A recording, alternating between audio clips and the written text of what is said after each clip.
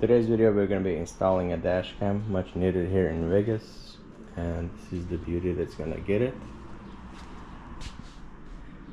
And here is the reason why it's going to be so easy. Just an average dash cam. This one has a front and rear dash cam, so that's going to be kind of cool, but this is what's going to make this install a breeze instead of running this huge power cable. One of these, yeah, huge power cables from your center console and all the way up through the pillar. This kit is what makes it easy.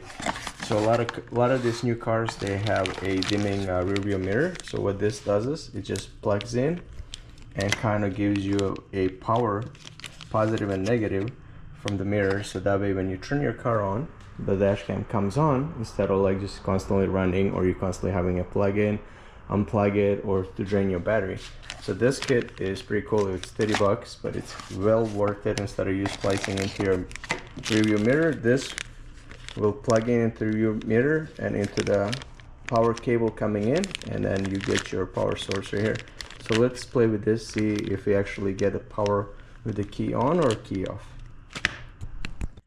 Alright, here's the back view of the mirror. As you can see, the cable coming in.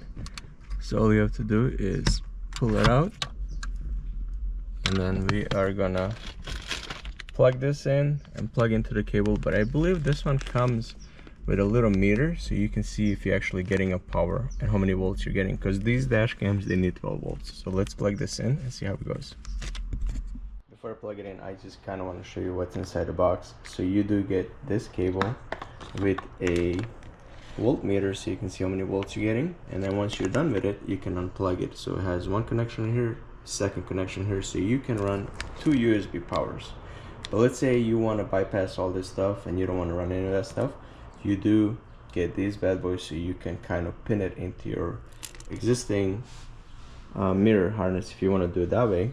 And it also comes with 3 different USB plugs. So I'm not sure what are these, but I know USB-C and then just regular USB and a fat ass USB. I think this one uses on the camera. So that's gonna be cool. So let's plug this in and see how much if you get power on with the key on or power off.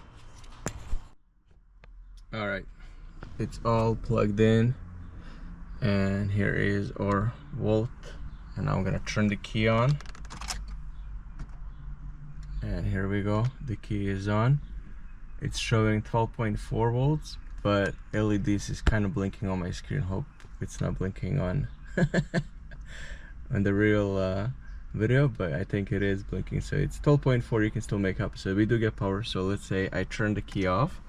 Key off. Key is out. Still running because everything is on. As soon as I open the door, it shuts off, and that's what we wanted. We wanted to make sure the camera goes off and on, so it's not constantly running. Perfect. Let's install everything else. Now we can unplug this bad boy and use one of these connections. Only thing I wish it was these connectors were black, so that way it's not too obvious that there's a white connector there, but still not gonna be able to see it if you don't pay attention to it. It was the last time I looked at somebody else's rear view mirror. Anyways, here's the camera. This is pretty cool. Installed too easy. Put on a clean glass and just lock it. It's like a suction cup, so it's always good. I don't know about here in Vegas, it might burn out like in a couple of months, but it's all we get. So we're just gonna install this bad boy, hook up the camera, plug the power, and see if that works. This camera actually uses USB-C, so we're gonna use one of these guys that has USB-C. We're gonna plug it in and we'll run it. I'm pretty sure somebody's gonna want to know what kind of camera I used. It's Rode 2K, 4K dual cameras. This is the back one. Already has a mount, already has a 3M. So what they do suggest is you use a 3M in the front windshield versus the suction cup, because suction cups, sun will kind of eat it, and that's kind of what happens here in Vegas. If you have anything like with the suction cup, a month, 2 months, and it's off the windshield. So we're gonna use a 3M. We're gonna stick it up there. It's gonna hold the camera firmly, and they also give you a like one of these electrostatic films. So if you stick this on your windshield, so your camera doesn't leave any residue if you want to ever take it off, stuff like that. So we're gonna install this bad boy, run these cables, and see how she looks. Alright, here is my view when I'm driving.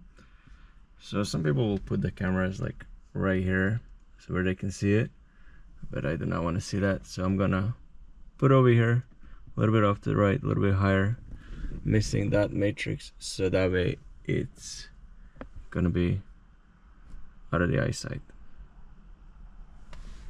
Alright, here is how I installed it. It's not obstructing your view when you're driving, but still see it over here. You can turn a little bit left and right.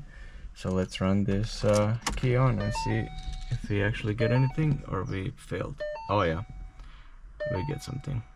I think I might install the the suction cup a little bit, or whatever, the sticky tape a little bit off, but we'll see.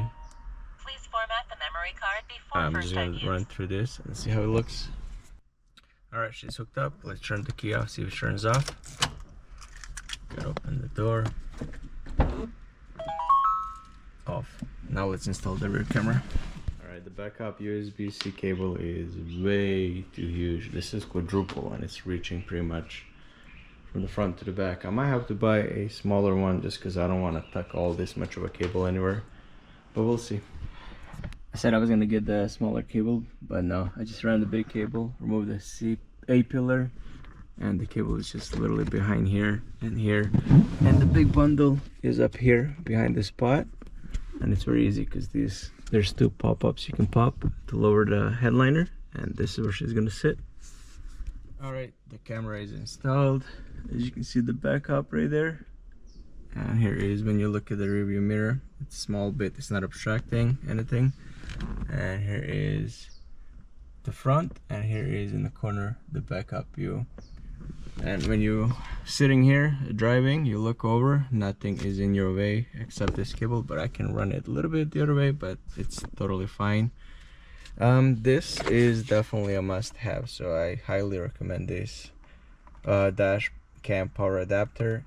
I'm not sponsored by it or anything like that, but it did make the install simply easy just by plugging it through your mirror, and by turning the key off, the camera will go off, and you don't have to worry about draining your car battery. And perfect.